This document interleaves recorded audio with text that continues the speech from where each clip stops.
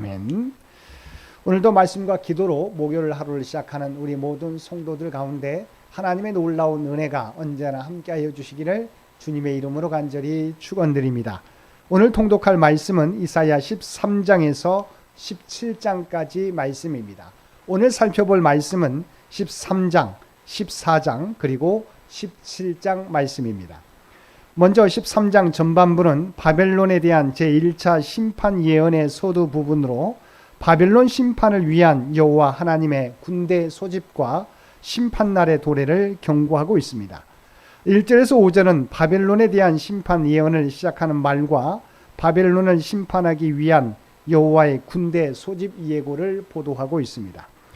여기서 여호와께서 바벨론을 심판하기 위하여 소집하는 군대는 메대와 바사 군대를 지칭합니다. 6절에서 8절은 바벨론에 대한 여호와의 날 도래의 임박과 여호와의 심판으로 말미암아 바벨론인들이 겪게 될 공포를 보도하고 있습니다. 이사야가 본 예언을 선포할 당시 근동은 아수르의 지배 아래 있었고 바벨론은 지금의 페르시아만 가까운 곳에 자리 잡고 있던 조그만 약소국에 지나지 않았습니다.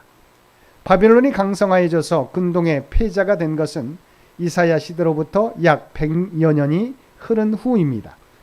그런데도 이처럼 본문을 비롯하여 14장 23절까지 이어지는 기사가 바벨론이 근동의 패자인 것을 전제로 하여 그들의 멸망에 대한 심판 예언을 보도하고 있는 것은 이사야에게 계시를 주신 하나님은 시공을 초월하시는 진정한 신이시며 역사의 절대 주권자라는 사실을 분명하게 보여주는 것입니다.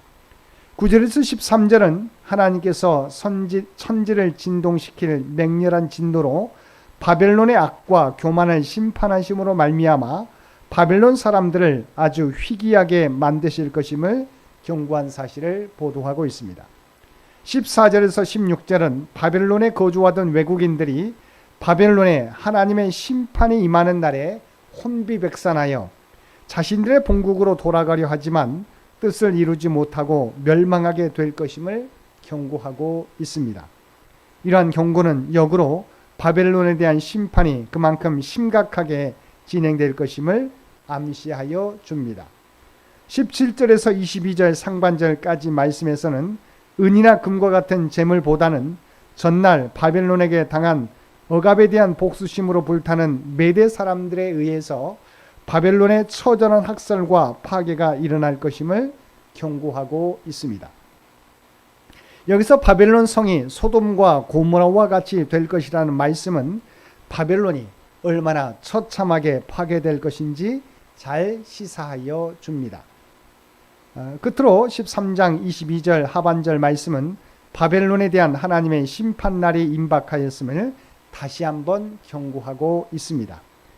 이런 예언은 BC 539년 메대군이 바벨론을 함락함으로써 성취되었습니다.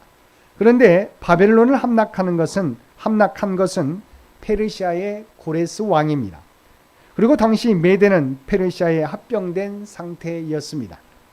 그럼에도 불구하고 여기에서 바벨론의 함락과 파괴의 주체를 페르시아로 언급하지 않고 메대로만 언급하고 있는 것은 당시 바벨론을 함락하는데 실질적인 역할을 하였던 것이 바로 메대군이었기 때문입니다. 즉 고레스는 이미 페르시아에 합병된 메대인들로 구성된 군대를 바벨론에 보내어 함락하게 하였던 것입니다. 이상에서 우리는 바벨론에 대한 하나님의 심판 경고가 얼마나 구체적이고 세밀한 것인지 확인할 수 있으며 바벨론의 멸망이 우연히 발생한 일이 아니라 철저한 하나님의 역사와 섭리로 말미암은 것이라는 것을 깨닫게 됩니다. 14장은 바벨론 함락 이후에 선민의 본토 귀환과 회복에 대하여 보도하고 있습니다. 1절은 이스라엘의 선민 지위 회복과 귀환을 말하고 있으며 2절은 이방 민족들의 이스라엘 편입과 귀환 협조 및 이스라엘의 주권 회복에 대해 예언하고 있습니다.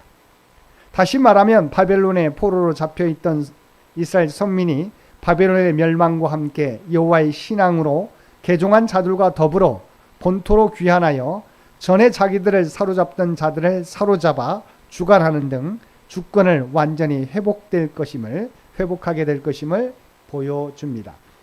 3절에서 8절은 바벨론 왕에 대한 저주의 만가를 시작하는 말과 바벨론의 압제에서 놓인 자들이 해방을 기뻐하며 부르는 조롱의 노래를 보도하고 있습니다. 즉 강포한 바벨론이 하나님의 심판으로 말미암아 멸망함으로써 온 땅에 평화가 도래하게 되었다는 것입니다. 다음으로 9절에서 15절은 바벨론 왕에 의해 멸망하여 먼저 음부에 가 있던 열방의 왕들이 바벨론 왕을 맞으며 부르는 그의 멸망을 조롱하는 노래를 보도하고 있습니다. 이는 바벨론의 멸망이 반드시 이루어질 것을 확증하는 역할을 하는데, 특별히 12절에서 15절은 1차적으로는 자신을 온 세상의 주관자로 여기며 교만에 빠졌던 바벨론 왕의 멸망을 노래한 것이지만, 궁극적으로는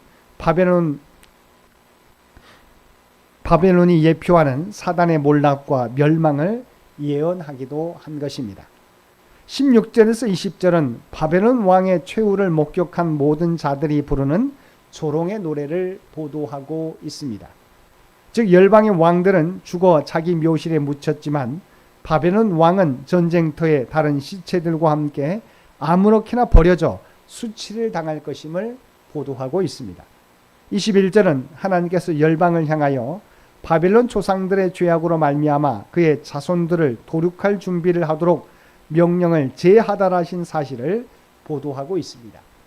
22절과 23절은 하나님께서 바벨론을 완전히 멸하시려는 굳은 의지를 바벨론의 남은 자와 그 자손들을 모두 멸하실 것과 바벨론 땅을 완전히 초토화하실 것이라고 이중적으로 강조하고 있습니다.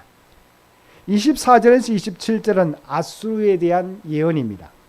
24절은 하나님께서 아수르에 대한 당신의 심판의 확실성을 강조하기 위하여 당신의 뜻과 경영이 반드시 실현될 것임을 선언하는 사실을 보도하고 있고, 25절은 하나님께서 아수르를 당신의 기업에서 파하고 짓밟으심으로 말미암아 그들의 멍에가 이스라엘에게서 떠나게 될 것임을 예언하고 있습니다. 26절과 27절은 아수르에 대한 심판을 비롯한 온 세계를 향하여 정하신 하나님의 경영이 반드시 실현될 것임을 재강조하고 있습니다. 28절 이하의 말씀에서는 블레셋에 대한 심판 예언입니다. 28절은 블레셋에 대한 예언이 주어진 때가 아하스 왕이 죽던 해, 곧 BC 716년임을 밝히는 내용입니다. 이어 29절에서 31절은 침략자의 죽음으로 인하여 기뻐하게 될 블레셋을 향하여 그 침략자보다도 더 강하고 잔인한 자가 일어나 블레셋을 완전한 멸망에 이르게 할 것이라는 예언을 보도하고 있습니다. 끝으로 32절은 블레셋의 사신들이 반아수르 동맹을 제안하기 위하여 찾아올 때 대답할 말로써 하나님께서 그의 백성을 보호하실 것이라고 말하도록 지시하신 사실을 보도하고 있습니다. 17장은 다섯 번째 열방인 북이스라엘과 동맹을 맺고 유다를 침공하게 될 아람에 대한 멸망 예고를 보도하고 있습니다. 17장에서 하나님의 심판의 대상을 다메섹으로 묘사하고 있는데, 다메섹은 아람의 수도입니다. 수도의 멸망은 곧 그 나라의 멸망을 의미한다는 점에서 다메섹에 대한 멸망의 심판 예언은 곧 아람에 대한 심판 예언이라고 할 수 있습니다. 1절과 2절은 아람의 멸망 예언을 시작하는 말과 다메섹과 아람의 여러 성읍들이 함락되어 파괴될 것이라는 예언을 보도하고 있습니다. 3절은 아람의 멸망이 북이스라엘의 멸망과 밀접한 연관성이 있음을 시사하고 예언의 권위를 강조하므로 짧은 다메섹에 대한 예언을 마무리하고 있습니다. 4장 이하의 말씀에서는 여섯 번째 열방인 북이스라엘 즉 유다와 함께 하나님의 선민의 자손의 나라이면서도 신본주의적 정통성을 지니고 있던 다윗 왕가를 배신하여 여타의 세상 열방과 같은 인본주의적 나라를 세웠을 뿐만 아니라 나아가 같은 동족인 유다를 대적한 북이스라엘에 대한 심판 예언을 보도하고 있습니다.